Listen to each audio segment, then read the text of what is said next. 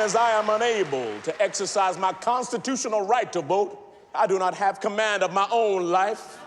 I cannot determine my own destiny, for it is determined for me by people who would rather see me suffer than succeed.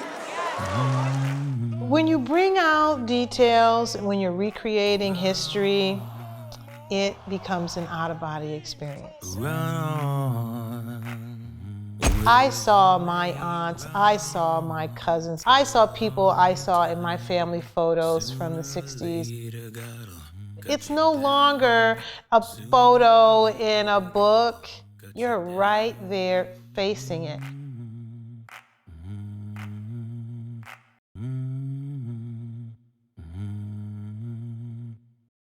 We all have an iconic image of Martin Luther King. And that was very important to make sure we got right.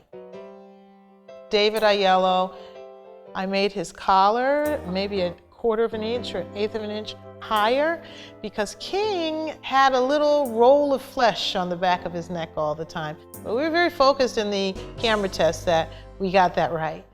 We know the truth, and we will go forward to that truth, to freedom. People in marches wear coats and trench coats and jackets because sometimes they were padding themselves under there. They were layering because they knew that they were going to meet up with this police brutality. May I have a word? There's no word to be had. Just as you see people holding their hands up, in the 60s they had their hands in their pockets. In the pockets of their trench coat, that was their position of nonviolence. That's one of those unsaid postures that, you know, the actors were able to attain based on the fact that they were wearing a trench coat and they were marching. Recite the Constitution's preamble. You know what a preamble is? We the people of the United States. How many county judges in Alabama? 67. Name them. I love the art of Romare Bearden, and I love the Cubist artist. He put collages together of people of the South, and his colors were very vibrant.